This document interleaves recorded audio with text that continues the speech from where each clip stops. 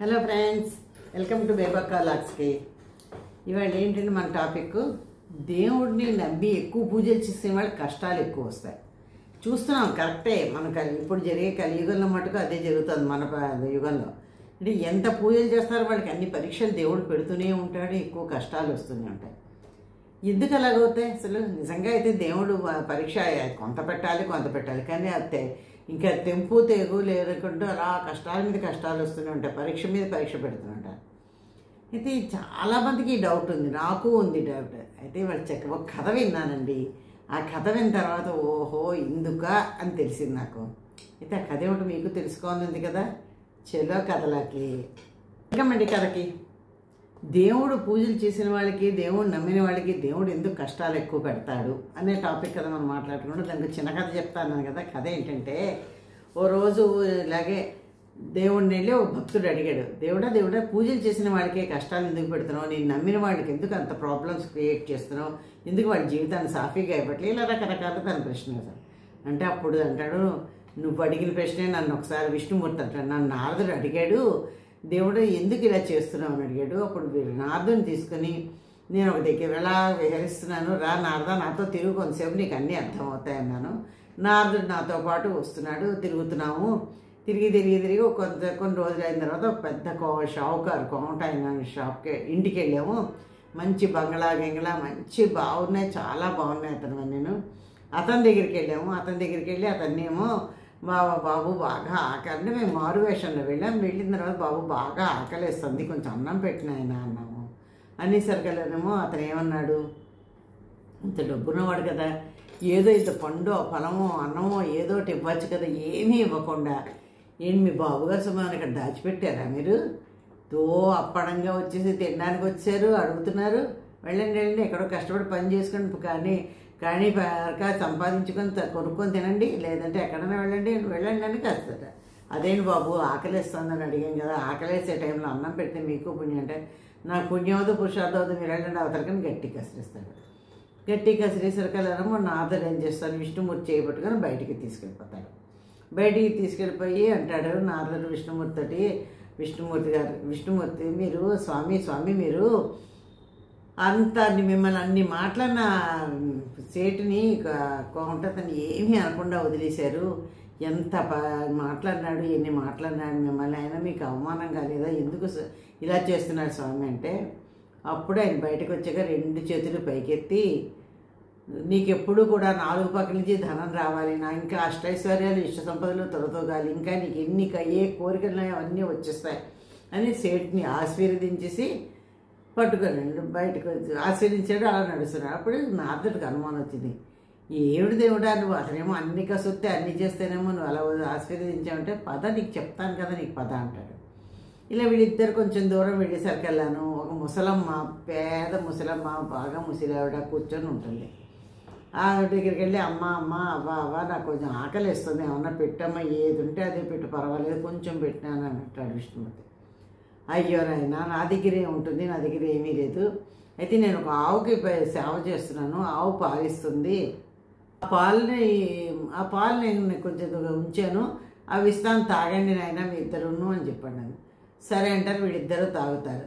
తాగిన తర్వాత బయటకు వచ్చిన తర్వాత అప్పుడు నారదుడు అడుగుతాడు, అవును స్వామి, అక్కడ అతను ఏమీ ఇవ్వకుండా తిట్టి పంపించాడేమో, అష్టైశ్వర్యాలు ఇష్ట సంపదలు కోరికలు అవిని తీరుస్తున్నావు, ఈ ముసలమ్మ తనకు ఉన్న పాలల్లో కొంచెం పాలు మన ఇద్దరికీ పనిచేసింది, తను ఈరోజు వస్తే పడుకుంటుంది పాపం, కానీ ఆవిడకి ఏమీ చేయలేదు. వెంటనే విష్ణుమూర్తి బయటకు వచ్చాక 2 చేతులు ఎత్తి, ఆవిడ ఆవు చచ్చిపోవాలి కాక అన్నారు. దాంతో నారదుడికి ఇంకా ఆశ్చర్యం వేసింది, ఏంటి ఆవు చచ్చిపోవాలంటారా స్వామి, ఏమిటి అన్యాయం, ఎందుకు ఇలా చేస్తున్నారని అంటాను.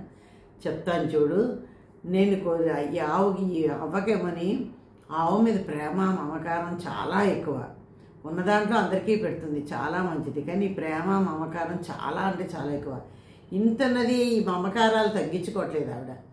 లాస్ట్లో చచ్చిపోయే ముందు కూడా నా ఆలోచన ఏంటి, నేను ఏమన్నా అయిపోతే ఈ ఆవు ఏమైపోతుందో దూడ ఏమైపోతుందో అనే బెంగ పెట్టుకుంటాను తప్ప, నేనేదో స్వర్గానికి వెళ్తానా, నేనేదో మంచి పనులు చేస్తానా అంటే, ఈ ధర్మాలు మంచికి తీసుకెళ్తాయి, కానీ ఆఖరి కోరిక మనసులో ఏది ఉంటుందో దాంతో వస్తారు మనుషులు పైకి. అందుకని నేను ఇలా చేశాను. అవ్వకన్నా ముందు ఆవు చచ్చిపోయిందనుకో, అవ్వ చక్కగాను మనోధైర్యంతో అమ్మయ్య పోలే దీన్ని ఎవరేం చేస్తారో అనుకో కొంచెం రోజులు బాధపడుతున్న తర్వాత వచ్చేస్తుంది. ఆ తర్వాత అవ్వ చచ్చిపోయిందనుకో, అవ్వ పైకి వచ్చిందనుకో, ఏ చీకు చింత లేదు, ఇన్ని దానాలు ధర్మాలు తనకున్న దాంట్లో చేసి మంచి మాటలు మాట్లాడింది కాబట్టి ఆవిడ డైరెక్ట్గా మంచి లోకానికి వెళ్తుంది. ఆవు మీద వ్యామోహం కూడా పోయింది కదా ఆవిడకి, మంచిగా చాలా బాగుంటుంది. నెక్స్ట్ జన్మ కూడా ఇంకా మంచి మంచి జన్మలు ఎదుగుతూ చాలా హాయిగా ఉంటుంది. మరి ఆ కౌంటర్ని ఎందుకు అలాగ చేసావు, ఆ కౌంటర్ తను అలాగా ఆశీర్వదించావు ఏంటంటే, ఆయనకి డబ్బు మీద పిచ్చి, వెర్రి పిచ్చి, ఎంత అంటే ఎంత ఉన్నా చాలట్లేదు.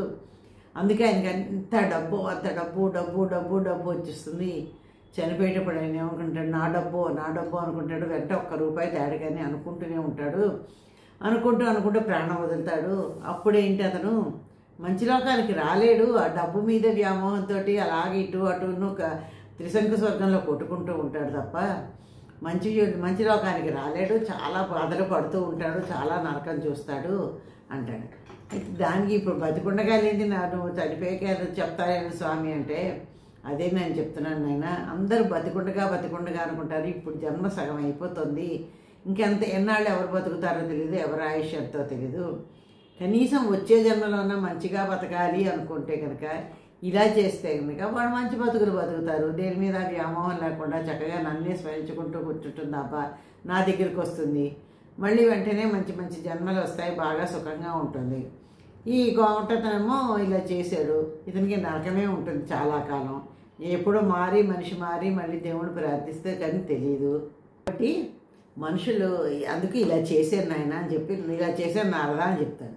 అప్పుడు ఇప్పుడు దీన్ని బట్టి మనకు అర్థమైంది ఏంటంటే, అతను చెప్తాడు, స్వామి ఏమని చెప్తాడు, ఎంతసేపు ఇప్పుడున్న జన్మలో ఏం సంపాదిద్దాం, ఇంకా ఏముంటుంది, ఇంకా సుఖాలు ఇంకా ఏముంటుందో, ఉన్న దాంట్లో తృప్తి పడిపోయింది. వాడు ఉన్న సుఖాలతోటి మంచి పనులు చేసుకుంటూ కామ్గా సరిగ్గా ఉండుంటే అసలు ఏ సమస్యలు ఉండకపోను.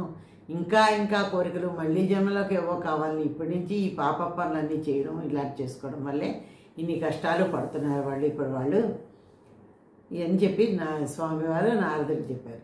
అయితే దీన్ని బట్టి అర్థమైందంటే, మనం ఈ జన్మలో చేసుకుంది మళ్ళీ జన్మలో వస్తుంది. ఎప్పుడైనాను కలియుగంలో అంటారు ఈ జన్మలో చేసుకుంది ఈ జన్మలోనే, కానీ ఈ జన్మలో చేసుకుంది మళ్ళీ జన్మలో వస్తుంది. ఏదో కష్టాలు వస్తున్నాయి అంటే కష్టాల్లోనే మీకు మంచి చేస్తున్నాడు దేవుడు.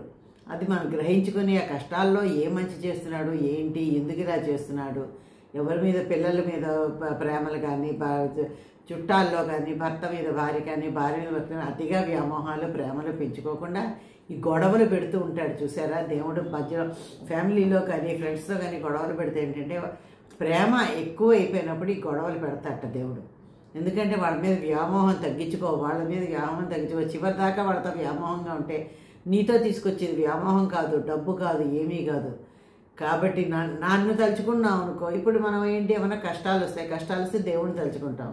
లాస్ట్లో దేవుడు తలుచుకొని దేవుడు తనలో ఐక్యం చేసుకున్నప్పుడు మనకు ఆ దేవుడు సుఖాలని మళ్ళీ జన్మలో కూడా మంచి జీవితాన్ని మనకి ఇస్తాడనమాట. ఇది మనకు తెలిసిన కథాసారం. ఎందుకు కష్టాలు వస్తాయో మనకి ఇప్పుడు అర్థమైంది కదా. ఊరికి నేను సుఖాలు ఉన్న దాంట్లో సుఖం అనుభవించడం నేర్చుకోవాలి, కానీ లేని సుఖాల కోసం తాపత్రయపడి కష్టాలు కొని తెచ్చుకొని మళ్ళీ జన్మలో కూడా కష్టాలతోటే ఉండడం అన్నది చాలా తెలివి తక్కువ పని అని ఈ కథ సారాంశం అండి. కాబట్టి కష్టాలు వచ్చేది ఎవ్వరూ బాధపడకండి. వీళ్ళతో ఇలా అయింది గొడవ, వాళ్ళతో ఇలా అయిందంటే వాళ్ళతో మీకు రుణం అయిపోయింది అక్కడికి. లేదు రుణం ఉంటే మళ్ళీ వాళ్ళే కలుస్తారు. లేదు రుణం లేదు అక్కడికి అయిపోయింది అంటే వాళ్ళ మీద వ్యామోహం తగ్గించేసుకున్నారు. ఒక వస్తువు పోయింది, దాని మీద మీకు వ్యామోహం, కొన్నాళ్ళు బాధపడుతున్న తర్వాత పోయింది అది వస్తువుని వదిలేస్తాం. అలా వ్యామోహాలు తగ్గించుకోవడానికి, ఇలాగ మనుషుల మీద వ్యామోహాలు తగ్గించుకుందికి పోయి దేవుడి మీదే మనసు పెట్టడానికి ఇలా చేస్తున్నారు దేవుడు అని మనకి కథ ద్వారా తెలిసింది నీతండి. అది సరేనా? ఇది ఎలా ఉందో కామెంట్లో పెట్టండి, లైక్, షేర్, సబ్స్క్రైబ్ చేయండి. మీరు కూడా ఎవరికన్నా ఇలా చిన్న గొడవలు వచ్చినా దేవుణ్ణి తిట్టుకోకండి. దేవుడు మన మంచికే చేశాడు, ఏది జరిగినా మన మంచికే అనుకోమన్నారు పెద్దలు. మన మంచికే చేశాడు అనుకోండి, హ్యాపీయెస్ట్ లైఫ్ని లీడ్ చేయండి. మళ్ళీ జన్మలో మళ్ళీ మంచి జీవితాలు అంటే మీరు అనుకోవచ్చు, మళ్ళీ జన్మలో ఏవెత్తితే మనకెందుకని. కింద జన్మలో మనం ఏమనుకున్నాము ఈ జన్మలో అందుకే అలా అనుకోబట్టి ఏదో ఒకటి ఉన్న దాంట్లో బతికిద్దల్లే చాలే ఏమిటి మళ్ళీ జన్మలో ఏమవుతుందో అని అనుకుంటూ చనిపోయిన వాళ్ళు ఈ జన్మలోని మనశ్శాంతి లేకుండా ఉన్నవాళ్ళే అయ్యారనమాట. ఇదండి ఇవాళ నేను చెప్పదలుచుకుంది. ఎలా ఉందో కామెంట్లో పెట్టి లైక్ షేర్ సబ్స్క్రైబ్ చేసి నాకు సపోర్ట్ చేయండి. తప్పకుండా సపోర్ట్ చేయండి. Thank you. బాయ్.